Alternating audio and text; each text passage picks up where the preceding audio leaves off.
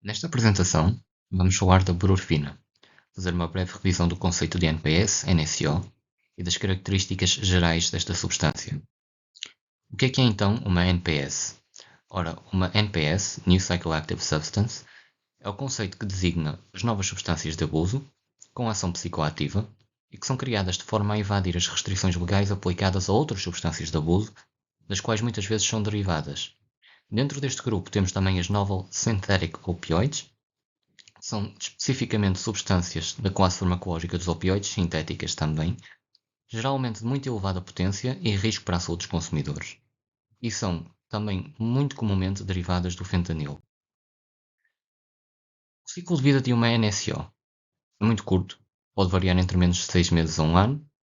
E o porquê?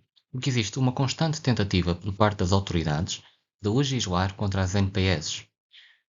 Temos como exemplo a legislação chinesa de 2019 contra derivados do fentanil e aquilo que a DEA americana chamou de Core Structure Scheduling, também para legislar contra determinadas estruturas de base.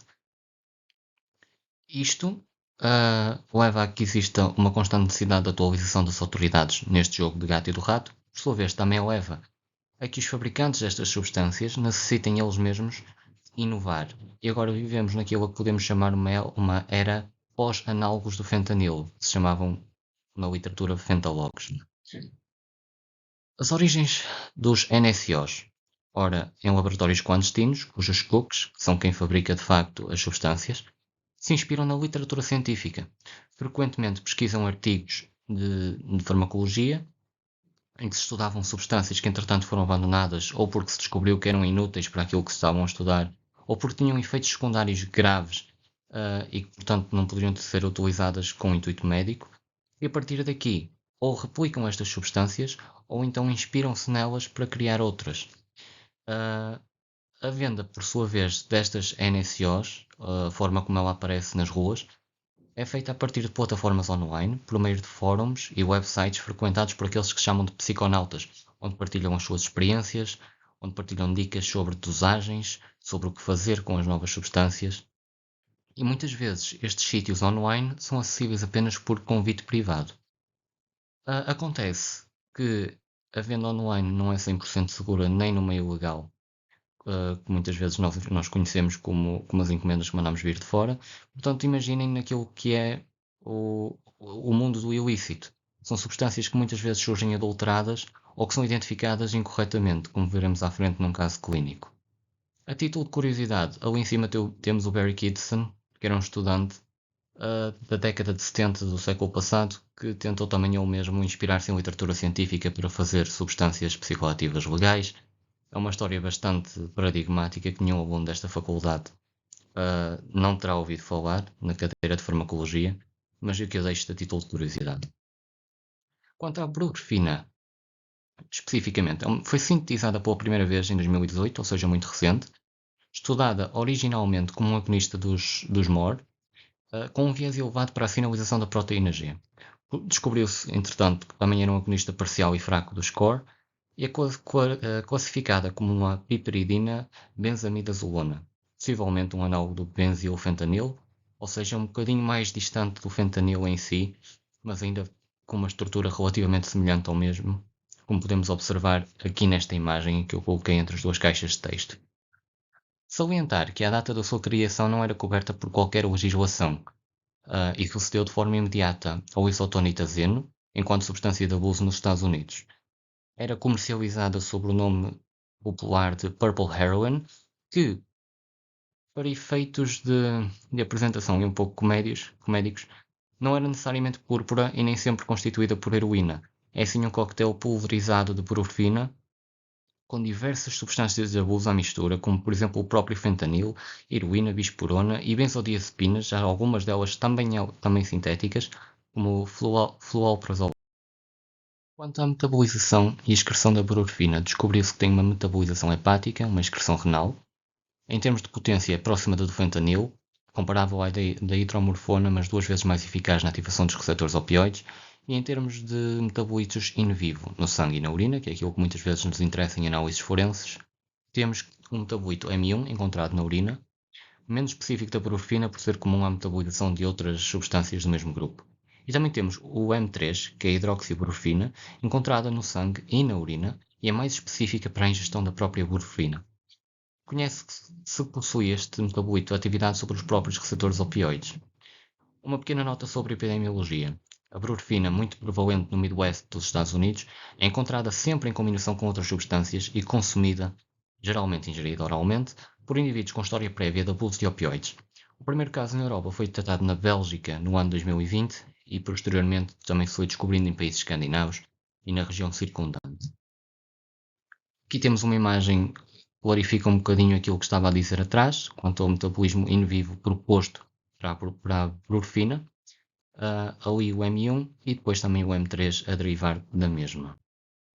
Em termos de timeline, trouxe aqui uma imagem bastante esclarecedora. Também temos outra substância à mistura à qual a brorfina sucedeu. No entanto, salientar que em 2018 temos a primeira síntese desta substância. Também no primeiro quarter de 2019, a primeira menção online num fórum do Reddit, uma rede social desta substância, e por aí adiante temos vários hallmarks do que foi o ciclo de vida. Conseguimos ver que é muito curto, desde a primeira menção em 2019 até 2021, finais de 2020 e início de 2021, quando a DEA eh, dá a conhecer ao público a sua intenção de começar a classificar esta substância também em termos legais. E, portanto, conseguimos ver que, de facto, a brorfina, como outras tais, como o isotonitazeno, foi, de facto, um fogo que ardeu muito rápido. Quanto aos efeitos desta substância, ora, são muito semelhantes aos de outros NSOs, por sua vez são semelhantes à classe farmacológica que tentam pertencer, os dos opioides. Temos depressão respiratória, talvez como mais exuberante e importante, que é potencialmente fatal, hipotermia, sedação, ansiedade, desorientação, sonolência e náuseas. Mas, de salientar este caso clínico que eu encontrei, que é um homem de 45 anos, com história de depressão tratada com 25 mg de sertralina desde há 6 meses, é admitido no serviço de urgência após ingerir suposta oxicodona que foi encomendada online. Como referi atrás, não confiar nas compras online. Foi detectada rabdomiólise grave e sintomatologia de síndrome serotoninérgica, agitação, cialorreia, diaforese, tremores, clones ocular e hiperreflexia. Quer isto dizer que brorfina, que afinal era aquilo que ele tomou em vez de oxicodona, misturada com o tratamento que ele fazia para a depressão, levaram a uma síndrome serotoninérgica.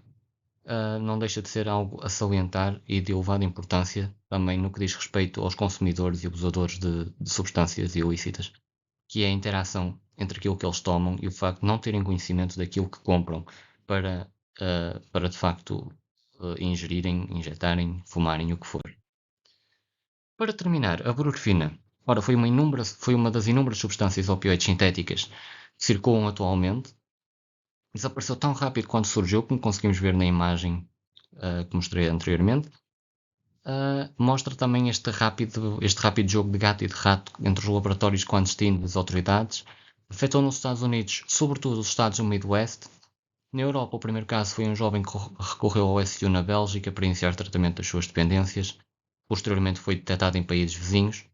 E é, no geral, semelhante a tantas outras substâncias na sua origem, na estrutura química, no ciclo de vida, na forma de comercialização e distribuição enviada pelo correio, lá está, nos efeitos que tende causar, ou seja, neste caso, simular opioides a que os consumidores já estão habituados, e também nestes próprios target consumers, que são, lá está, pessoas com histórico de consumo de opioides que procuram outras substâncias que não tenham ainda enquadramento legal.